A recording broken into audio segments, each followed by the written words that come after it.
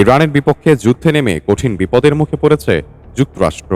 আগ বাড়িয়ে হামলা চালিয়ে এমনিতেই ইরানি বাহিনীর মিসাইল ও ড্রোন হামলায় ভয়াবহ পরিস্থিতির মুখোমুখি তারা। এর মধ্যেই যুক্তরাষ্ট্রের ভয়াবহ এক দুর্বলতার সামনে এসেছে। ইরানের উপর সামরিক আগ্রাসন চালাতে গিয়ে গত কয়েকদিন ধরেই কয়েক বছরের সঞ্চিত গুরুত্বপূর্ণ সমরাস্ত্রের মজুদ শেষ করে ফেলেছে ডোনাল্ড ট্রাম্পের নেতৃত্বাধীন মার্কিন প্রশাসন। এই অস্ত্র ঘাটতি পূরণ করতে এখন কয়েক বছর সময় লেগে যাবে বলে আশঙ্কা করা হচ্ছে। এর মাধ্যমে যুদ্ধের মাঝপথে এসে কঠিন পরিস্থিতির মুখোমুখি ট্রাম্প প্রশাসন। ফিনান্সিয়াল টাইমসের তথ্য অনুযায়ী গত ২৮ ফেব্রুয়ারি থেকে শুরু হওয়া এই যুদ্ধে যুক্তরাষ্ট্র অত্যন্ত উন্নত এবং দামি তোমাহক মিসাইলগুলো হিসাব ছাড়া ব্যবহার করছে। এগুলো এমন ব্যাপক হারে ব্যবহার করা হয়েছে যা মার্কিন নৌবাহিনীর সক্ষমতাকে আগামী কয়েক বছরের জন্য সংকটে ফেলে দিয়েছে।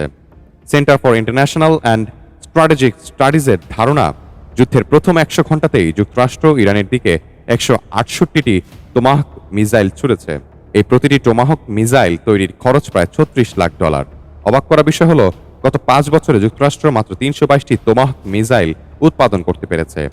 কেবল তোমাহক মিসাইল নয়, ইরানের অবিরাম ড্রোন ও মিসাইল হামলা ঠেকাতে গিয়ে যুক্তরাষ্ট্র নিজেদের থার্ড ও প্যাট্রিয়ট ইন্টারসেপ্টর মিসাইলের মজুদেও বড় ধরনের টান ফেলেছে, যার ফলে এখন পেন্টাগনকে জরুরি ভিত্তিতে আরও $৫০ বিলিয়ন বাড়তি বাজেটের আবেদন করতে হচ্ছে।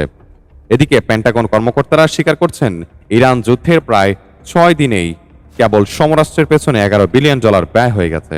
অস্ত্রের এই দ্রুত ফুরিয়ে যাওয়া ভবিষ্যতে রাশিয়া ও চীনের মতো পরাশক্তিদের বিরুদ্ধে যুক্তরাষ্ট্রের লড়াই করার সক্ষমতাকে মারাত্মকভাবে দুর্বল করে দিতে পারে। অন্যদিকে মার্কিন সিনেটের ফিনান্সিয়াল সার্ভিস কমিটির সদস্যরা হুঁশিয়ারি দিয়েছেন যে ইরান যুদ্ধের খরচ জ্যামিতিক হারে বেড়ে চলেছে। এছাড়া যুদ্ধের প্রভাবে জ্বালানি তেলের দাম ব্যারেল প্রতি $১০০ ছাড়িয়ে যাওয়ার ট্রাম্প প্রশাসনের প্রতি বিরক্ত হতে শুরু করেছে সাধারণ মার্কিনীরা। রিপোর্ট অনুযায়ী হরমুজ প্রণালী বন্ধ হয়ে যাওয়া এবং পেট্রোলের দাম আকাশচুম্বী হওয়ায় আগামী নভেম্বরের মধ্যবর্তী নির্বাচনে ট্রাম্প প্রশাসন এক বিশাল রাজনৈতিক ঝুঁকির মধ্যে পড়েছে। কারণ মার্কিন ভোটাররা এখন এই দীর্ঘমেয়াদী যুদ্ধের যৌক্তিকতা নিয়েই প্রশ্ন তুলেছে। ইরানের শীর্ষ কর্মকর্তারা ইতিমধ্যেই হুঙ্কার দিয়েছেন যে এই যুদ্ধ কখন শেষ হবে তা নির্ধারণ করবে Tehran.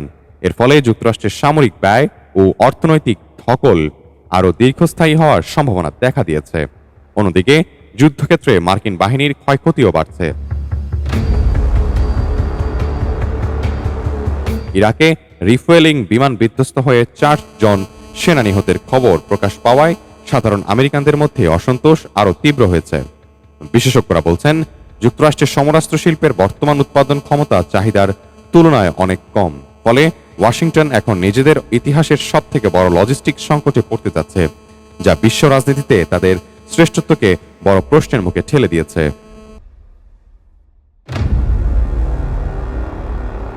Saiful Islam, desk report, জনতার খবর।